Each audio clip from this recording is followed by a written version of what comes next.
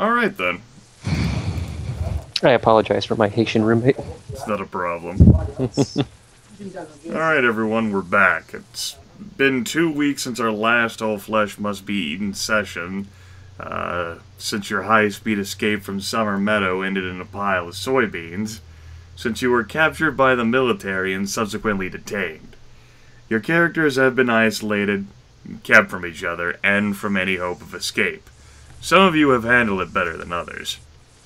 For Aaron and Jordan, your characters recall almost nothing beyond the downtime documents I sent to you. Eugene and Trusty Tony have been too drugged and disoriented, too pained and terrified, to retain any concrete memory. You may interpret that however you'd like for your characters. For Chris and Ryan, who is cooking and will be able to sit down in a few minutes, your characters recall as much as you experienced during your one-on-ones with me.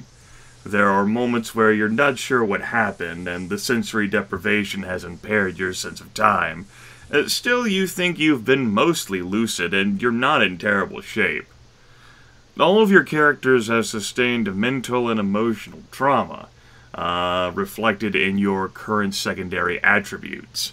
You are all malnourished, with nothing more than thin soup, bland hunks of bread, and cups of water to sustain you.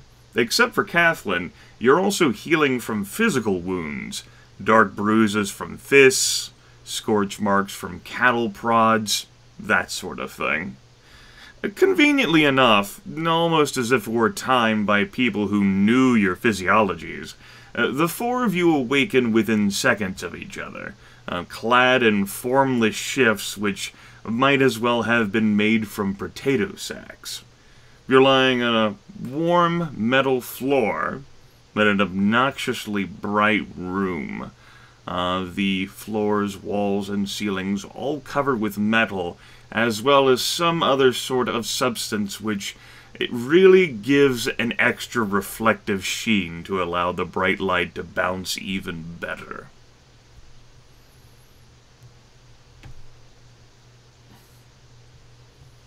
What now? Happy that we have clothing.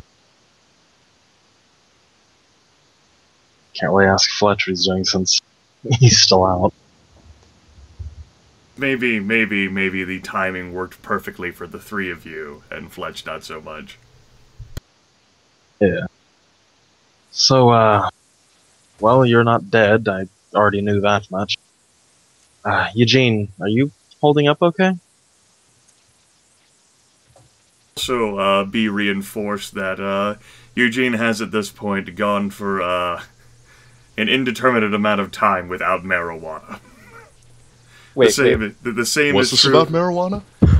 You don't have any. You haven't had a hit since Summer Meadow, and you can't remember how far back that was. And fuck that noise. And your character is going to be taking a -2 penalty to any task or test using intelligence, perception, or willpower. I'm assuming that's the same with Tony. Because Tony's he desperately needs something to take the edge off. Yep, and Trusty Tony is taking a -1. Question, how are Tony's scars looking, if there are any scars from that whole windshield thing? Yes, how badass am I? Well, I think that can be up for you to determine. Well, he probably, well, I'm not going to say he's lost teeth, because that's not cool. I mean, I'd assume you'd get some medical treatment. yeah, well, we can assume that.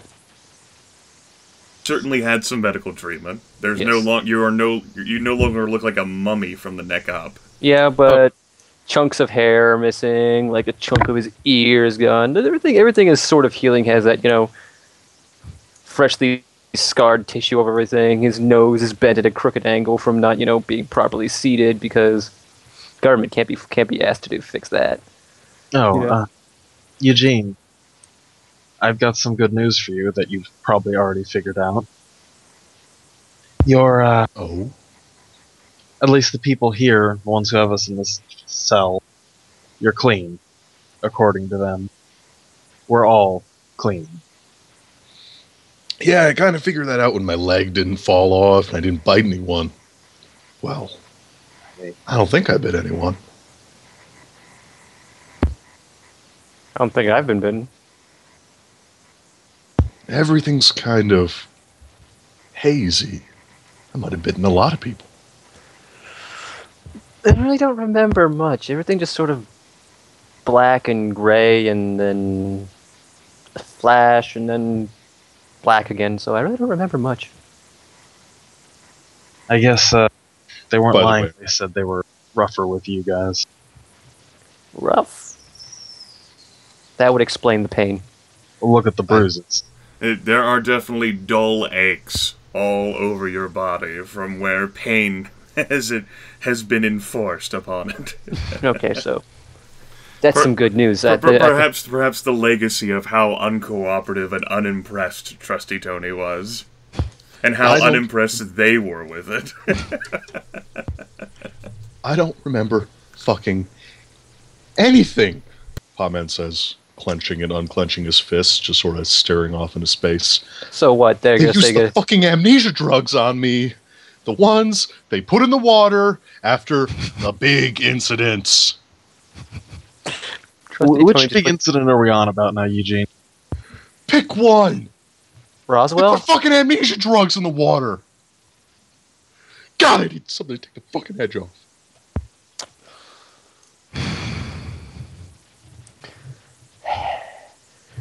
Trusty Toy is going to take a look at his surroundings.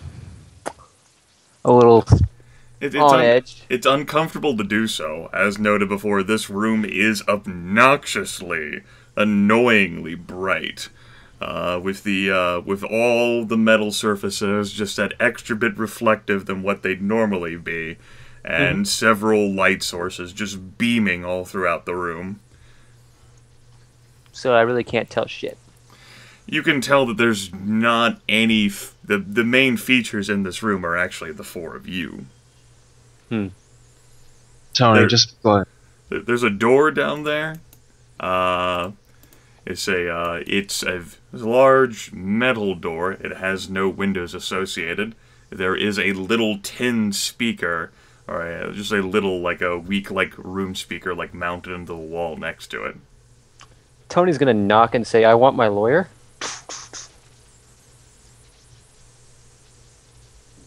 Pawman's gonna walk over to the... Actually, no, you said it was a speaker, never mind. Yeah. He was gonna leave his next audio diary. Give it to the open room.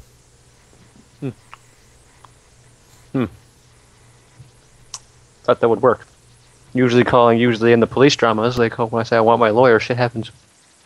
Looking in the center of the room, do I see anything that would have been removed, coming down from the ceiling, like that sphere thing, or just anything that might have been used for apparatus in the room, or is it just the surgical lighting?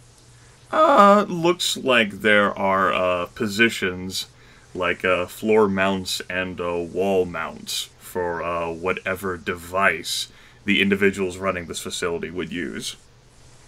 But as of now, there is currently nothing there. She'll mutter to herself that at least they don't have the human gyroscope, I guess I would call it. What? Well, I guess I didn't get anywhere near as bad of a treatment as you did. They had me strapped to it. It was a sphere, and they kept me spinning while they asked more questions. And there was another time where I was tied up to poles, and they were also asking questions. And they brought in the zombie head, and it's not necessarily a blur to me, but I have no idea how long we've been here. Well, for all I know, I've been in Atlantic City this whole time because they gave me fucking amnesia drugs.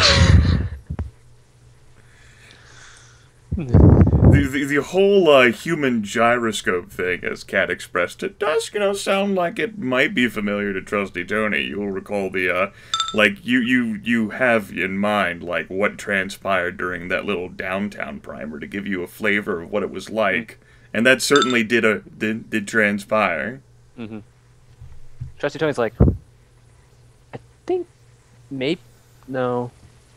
There might have been a sphere where I was. I don't remember 100%. I don't know if I was inside of it, outside of it, being hit with it. I don't know. But for all I know, it was all three. Yeah, from the looks, I think you were indeed hit with it. I'm just too much man for them. God, I need a cigarette.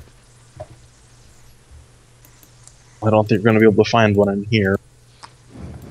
Well, if this is a prison, that must mean there's a prison black It's market.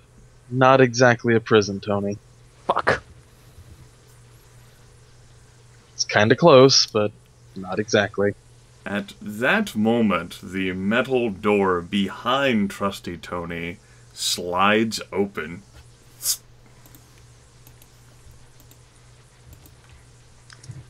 It just took them a while, see? They're gonna get my lawyer now. I need a lawyer. A lawyer. Behind the metal door, which is now open, as Trusty Tony spins around, well, first off, you might notice the 4 heavily armed soldiers, all of whom have assault rifles pointed into the room, standing behind a non-uniformed but sleekly dressed, wearing sunglasses in a fucking, prison base installation, whatever you want to call this. Grade A, he looks like a douchebag. Like, if there was a guy that Trusty Tony would look at directly and that kind of sleaze would put me out of work if he could, and he'd have the tools to do it, it'd be this guy. So we're at the corporate castle. He's an efficient douchebag. Yes, he's got like a fucking manila folder with him and everything. I hate manila folders. Never use them at work. All right, well, soul patch. Podman says the only sensible, reasonable thing that can be said right now, and it's, oh shit, it's a fucking pig! Man, we were friends with a pig once. The douchebag looks at Trusty Tony and look at you and says, "If you all could please step back." Alright. I see the general isn't here this time. General? I'll tell you later, Tony. The soldiers make their way into the room.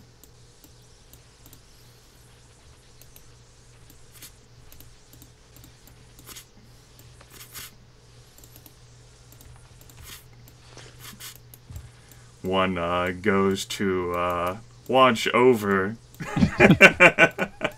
Eugene. I'm not going to tell you how to do your job. You really don't need to worry too much about him. Also, how healed is Eugene's self-inflicted leg wound? Oh, that one? That's fully healed. So it's just like a scar now? Yeah, just a little scar. The injuries he's currently had are ones that he might have sustained while in here. The amnesia drugs, though. The PCP hobo drugs. Yes. Dude, don't be fucking stupid. Okay. You're being paranoid. The douchebag actually opens the manila folder and says, "Mr. Ramirez, Mr. McGannigan, Miss Maverick," and looks down at Fletch and... Mr. Fletcher, you four will be coming with me. I'm going to guess that my habeas corpus rights have been revoked for now.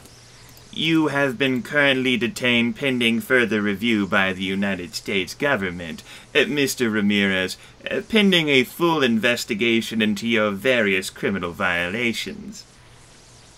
But we're not even on fucking U.S. soil anymore!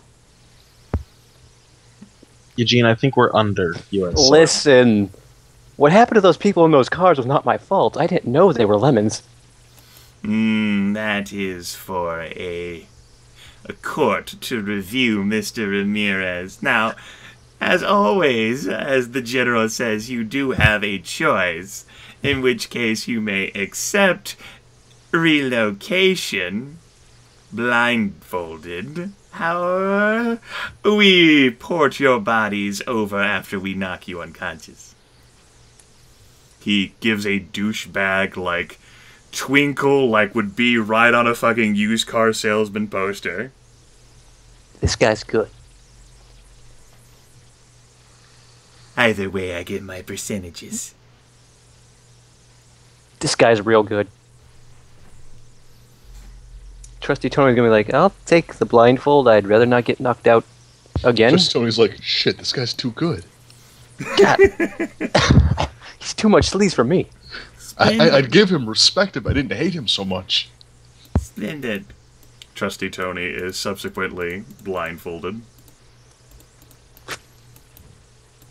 Soldier walks over menacingly, cornering Eugene. As if he didn't corner himself You're right. already. Post corner. Yep. He's literally gonna pry you off that wall. And He's gonna have to. and will actually frown. And another soldier will come over. Like kicking and screaming, like a toddler. They will they do give contemplation to using the prods they have. Not the face! However, the agent behind them says, "No, actually leave him conscious. It would be troublesome for the next phase of this operation." At which point they do end up taking some time struggling with Eugene, for he is strong. He's also panicked and in a corner. And he's not mellow. He's not mellow at all. No. Kaflin is blindfolded, and I'm sure he's fucking firearm carried. He'll come to momentarily. And then your characters who are blindfolded are led.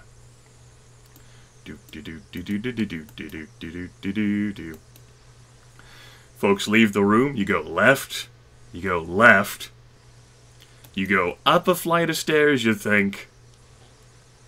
Then after the flight of stairs, you pause, you wait for a door to open, then you go right, and then left, and then right, and then another right, and you pause, you wait for a door to open, still waiting. Waiting. Alright, door's open. It's good. It's good. It's good. And the four of you are given a little shove. Fletch is rather unceremoniously dropped, causing him to finally gain consciousness. And the douchebag voice says, "You may remove your blindfolds now." Mm-hmm. Trusty Tony will do just that. Alright. The current situation is well, you're currently standing, let me go ahead and show you, right there. These look like stairs. They do. I'll go ahead and reveal a bit more. Lambda pass. Yep. The right in front of an open doorway is the agent, douchebag McGee, with the four soldiers still heavily armed, pointing them at you. The douchebag still holding the little folder says, "The general would like for you to begin the next battery of tests. This one is a measure of your effectiveness in dealing with the situations which you were presented with in Summer Meadow." So let me this guess, was they still have their teeth, don't they? Your sole objective is to escape. And from the manila folder, he'll actually produce what appears to be 4 plastic, flimsy key card things, you would guess, like credit cards or whatever. They have like green strips on them. And they're all in one tiny little bag. That's a phone. The agent's phone rings. He's like, "Oh, hold on, I have to take this business." Huh. I assume upon being dropped, I would have scrambled to my feet and kind of looked around trying to survey the situation. Man, that agent's a fucking douchebag. Yeah, I mean, He's like, all right, there we go. That takes care of that. Yes, these cards may prove of assistance. They are one-time use only, so do manage them with care. And he tosses the little bag at the four of you. Interesting. Cat's actually going to move up and pick it up. You have 15 minutes. Good luck. And then the door closes. Well, The fuck was that? no time like the present. Let's get moving. Yes, we have to move. What? If we don't move, it'll just get worse. Come on, Eugene. But no, Fletch I is mean, if looking we're around supposed like, to use those "What the cards, I fuck?" can try and pick this lock or something. You're not going to get through that door. Fuck. All right. I'll go ahead and, with that, transfer you all to the next map. Go ahead and... Fletch, your map. you and I have to talk. And somehow, Fletch got in front of me. You folks, yes, maybe in his barreling, you folks head up the staircase, up another flight of stairs, and as you end up coming up, you end up reaching a landing. Ceiling appears to be about 40 feet high, walls are made out of solid concrete, hallways go down. Further off ahead, it seems like the metal flooring ends, and concrete begins. Clunk, clunk, clunk, clunk, clunk, clunk, clunk. Mm-hmm. Hmm. Oops. Yes, Trusty Tony wants to be on top of Eugene. Well, I I'm knew glad it. you said it. That's what I'm here for. Fletch is still trying to get his bearings, suddenly waking up in a new place. Right. Yeah, he looks to the others and he's like, what the hell's going on, guys? I've got no No time fucking to clue. talk. We have to move. We're- These cards, she's going to hold them up, are important, apparently. Give me one of those. Eugene grabs it. All right, Matt. Okay. I guess we go down this way. It'll make you feel better, Eugene. Will. Trusty Tony's Use being it to buy cocksure some and headstrong. fucking weed. Okay. He's bobbing, weaving for no other reason. Yep. Not swaggering away. Serpentine! Serpentine!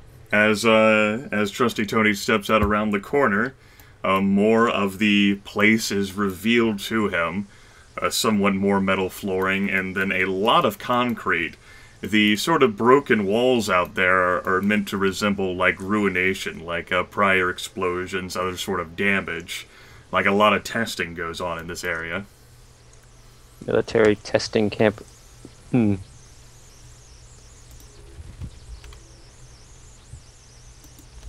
Gonna hug the Okay, wall. but seriously, what the fuck's going on here, guys? I don't know. Government. I have no clue.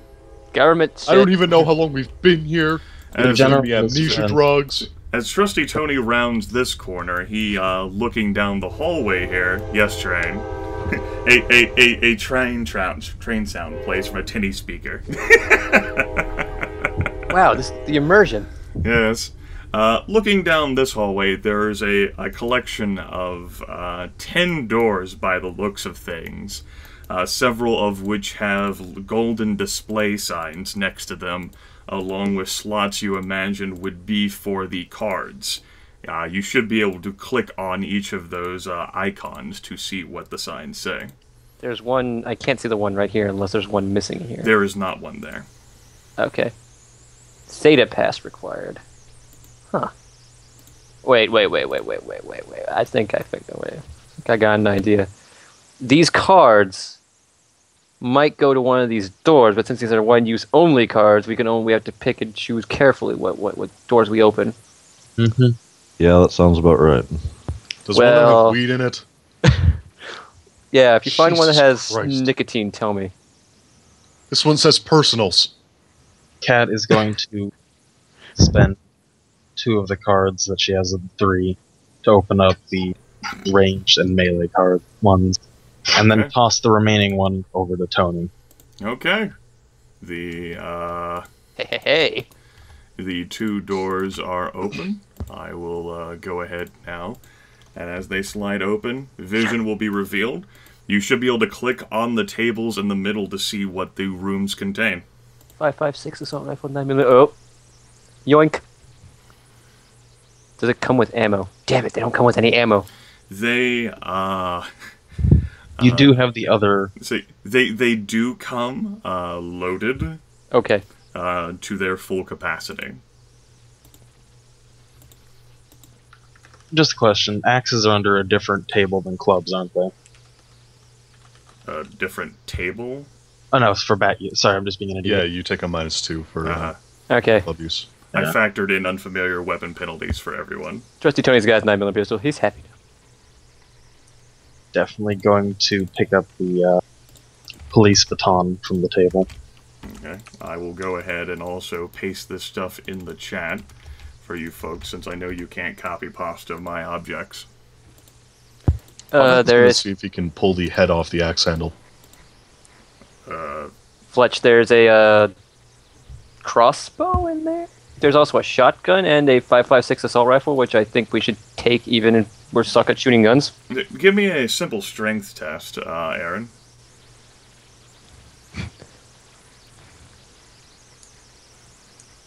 Eugene, if you need a hand with that.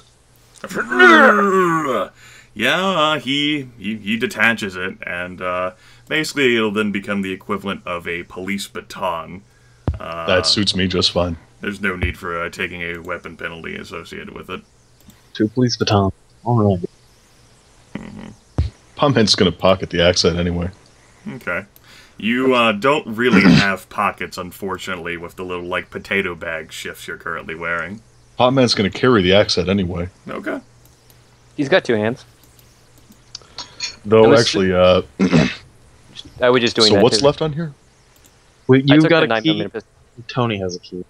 I took a 9mm pistol, so there's still the 12-gauge shotgun and the 5.56 assault rifle and the crossbow. Yeah, imagine Fletch take the 5.56, and if. Alright, then Potman's gonna take the yeah. 12 gauge. Okay. He's And gonna drop also- the axe head. I'd also take the large knife if nobody else has. Go ahead, go ahead. Knife is open. Question. Question. That crossbow doesn't happen to have a sling, does it? No, it does not. Not worth picking up for Cat, then. I think Tony's going to open up the clothing one, because if we're going to actually be leaving stuff, we would rather not leave stuff behind. That might be useful. Okay. The clothing door is open. Class 1 armor, Class 2A armor, a leather jacket, and a riot shield. Yeah, the Class 1 and Class 2A armors also come with helmets. I need to Cat? look up riot shields. There are also suitable, more comfortable clothes, like ones with pockets and things in there Okay. as well. Since I think Cat and Potman should Oops. wear the I armor. didn't copy that properly, damn it. Fucking Java. Control C. Ah, shit. crap. Potman's inside of Cat. Yep. We swear Cat. that never happens. There we go. I Copy think- and pasted correctly.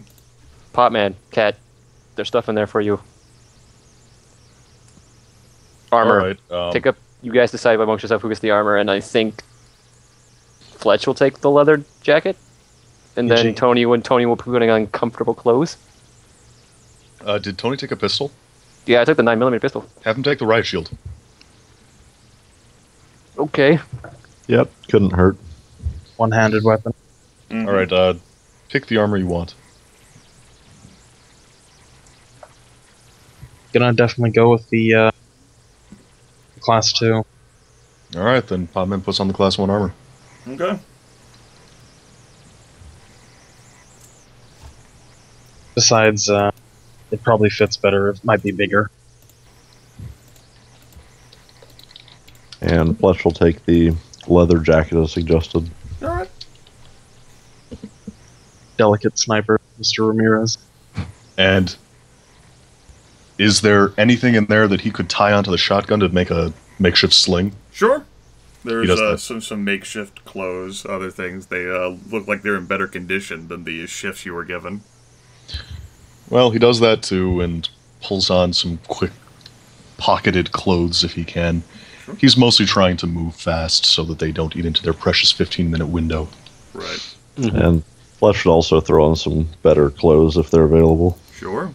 Same deal with Cat. Something casual, but not too baggy to be encumbering. Okay. Well- Is the brick of weed gone forever enough for me to delete it from my character sheet? Sure, you can delete it from your character sheet. Okay. I'm assuming. Just say all the belongings and possessions you once had are gone. Just gone. Gone.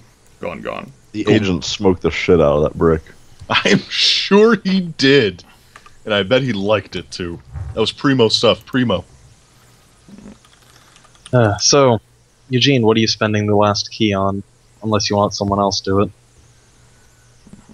God fucking damn it. I want to spend it on personals because I think there's going to be drugs in there, but Yep, there's Ammo. ammo, experimental, explosives, personals, and gear. I'm spending it on ammo. Okay. Fucking assholes. The It hurts door- you so much. The door opens. And, interesting. They didn't reveal the way I thought it would. Let's try that Yes, again. sure. Sure later. did. There's an impassable pole in the middle of the way.